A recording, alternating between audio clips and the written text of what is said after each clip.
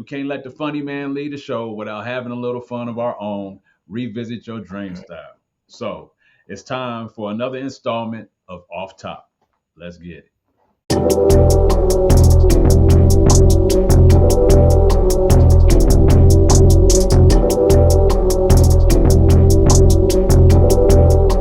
All right.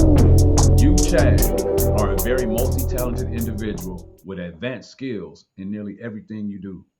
But what you do for bread and meat is get people paid for their injuries, right? 1-800 Hurt Bad, call Chad. So Exactly. we going to call this one the Hurt Bad, Call Chad edition of Off Top. All right. Okay. So here's how this goes. I call out I call out the name of a person, place, or thing, and you tell us in 30 seconds or less the first thing that comes to mind off top.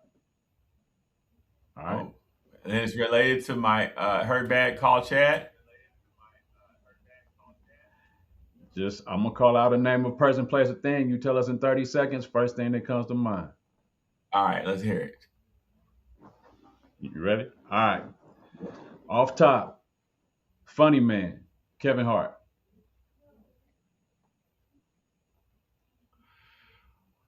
Kevin Hart is a very talented dude. I don't want to roast him.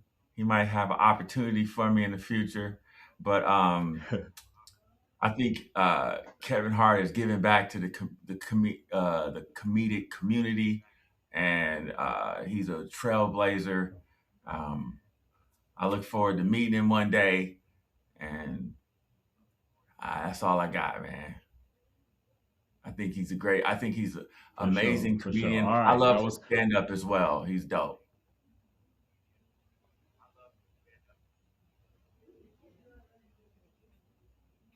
bet that. All right, Kevin Hart, off top, fellow comedian and fellow classmate Eric Clark. Eric is dope, man. Okay, so me and Eric are brothers before first. And I go to him. He's like a mentor to me. I talk to him all the time about my jokes. Eric's been in the game so long. He could think something is funny, but he won't laugh. You know what I mean? He's like he knows the craft very well. So I'll run a joke by him and he'll be like, "That's funny." I'm like, "Well, you didn't laugh. Why you didn't laugh at it?" But he's a good person to have in my circle. He's very inspiring to me, and I'm looking forward to working with him in that realm. Yeah, yeah. E. Clark is funny, man. That's dope. All right, off top, Def Comedy Jam. Oof. Def Comedy. When I think about Def Comedy Jam, I think about Martin Lawrence. I think about Bernie Mac. The those that's I used to watch Def Comedy Jam back in the day. Those were like the early years of just the comic that is just you know so naturally funny. They're the ones that make it seem like they don't practice. They're just hilarious, and they're also the Yeah, type of comedians that make it seem like if you're funny, you could just go get on stage, you know. But now I'm looking back at I look back at some of those old clips. I'm like, oh, okay. They'll they You can see the hours that they put in to those sets, you know, just very talented yeah, guys. The comedians, I think, are the geniuses. They know how to relate to people and make them laugh, and it's dope, man. Def Comedy Jam is a classic. for sure, for sure. Def Comedy Jam was. All right, off top, infamous high profile attorney, Johnnie Cochran, the late Johnnie Cochran. If it don't fit, I mean, if the glove don't fit, you must have quit. Johnny Cochran is a Kappa fella nuke. Um, you know, he's just a legend in his own right. He's um, I appreciate. I was not in the legal space during the OJ trial. That's the main case that I remember Johnnie Cochran for. Um, I was far from it. In fact, I was a college student and just not even interested in the law. I was just playing sports, but I I do remember watching him and thinking, man, that dude is intelligent. He has a good reputation, a great reputation in the legal community, and yeah, he's dope dude to look up for. I mean, it's a different kind of law. I don't mess with the criminal law, but he's definitely inspiration I to like that. attorneys for sure. For sure. For sure. And that was Johnny Cochran. All right. Off top, California Governor Gavin Newsom. Gavin Newsom. Okay, so now, um, I feel like Gavin Newsom is probably you get into politics. So I feel like politicians are a little, shady. Not a little shady. Politicians are shady in general. Um, we have a two-party system. I think that in itself is corrupt. I think Gavin Newsom is probably going to be the next Democratic president if Trump lets it go. He might not even let it go. I don't even know if he's going to let it go.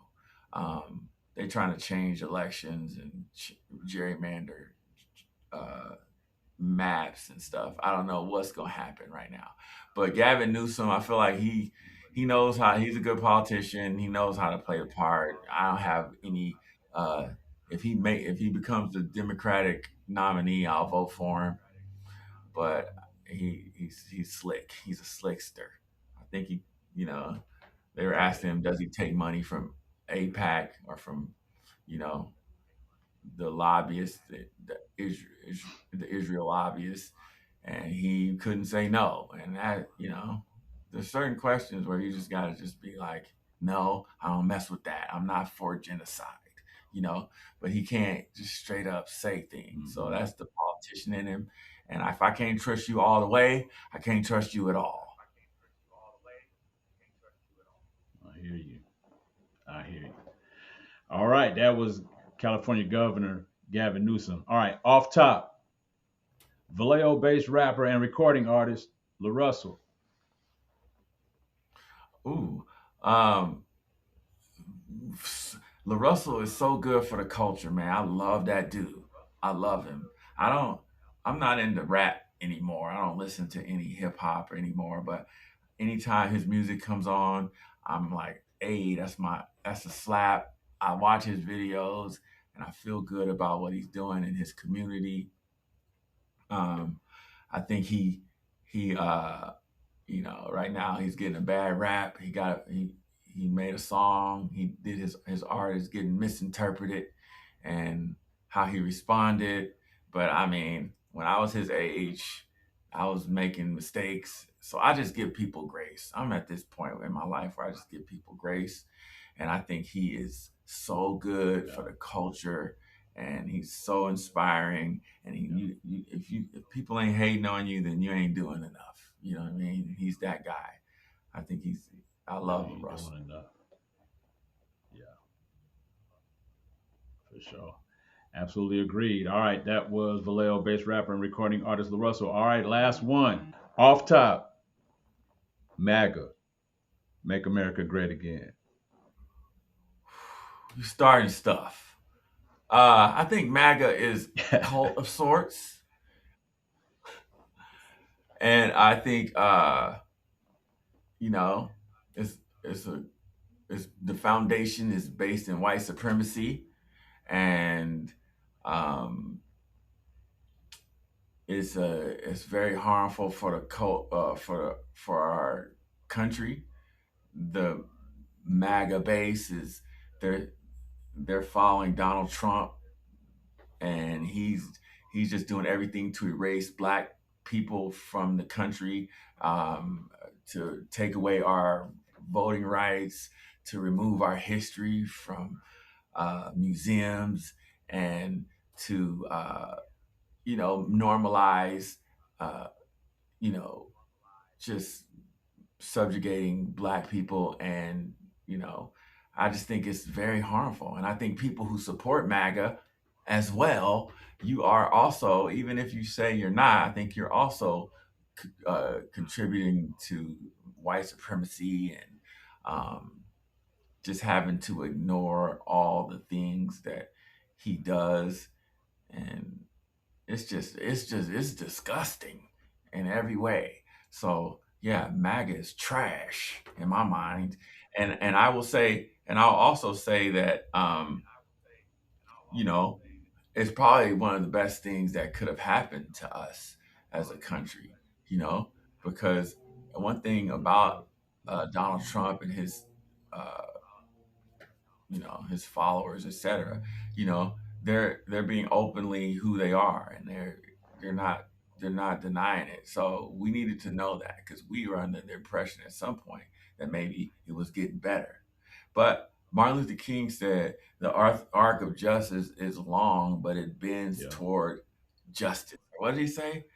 Or something like that. And I just think that at some point they are going to have to either, uh, you know, deny what they supported during these times, or just eat crow and just realize that they were wrong. History, they're on the wrong, MAGA's on the wrong side of history. Let's just say that. For sure. For sure. And those who are willing to stay there, those are the ones that are going to be eating crow. All right, we're not going to end off top like that. We're not going to end off top in that. So I'm going to add an additional one off top, one that I know that is easy for you and joyful for you to talk about. So, off top, Erica J. Erica, boy. Erica is she's she's that, obviously that's my wife and my friend, and um we have so much in common now, being together for 28 years. And me and Erica, we really worked really hard to um, allow each other to evolve and grow as human beings. And we're at a place in our marriage where it feels every day like God is rewarding us for staying the course. You know, she's so easy to be around. She's in my office. We work together. We go home and we're together. Um, she's supportive. We have a grandbaby now that we get to enjoy together. Um, and I just look forward to living the rest of my life with her. It's dope. It's a beautiful thing, man. It's a beautiful thing. Y'all marriage, your relationship is beautiful. Your family is beautiful, man. Your children, each of them individually are beautiful human beings. Your Yeah. grandbaby, I haven't had a chance to see him, but congratulations again. I saw some pictures online, man. I know, uh, your parents and her parents are also very proud great grands, man. I'm sure. So that's pretty dope, man. I'm very proud of you, bro. You've always been a someone who's done great things and inspired me in many ways. Every time you take a new step and a new venture, it just uh, pumps more inspiration in me, man. So I appreciate being your friend, man. I appreciate being, having a close enough relationship with you to be able to talk about our families and real life together as brothers, man. So this has been fun.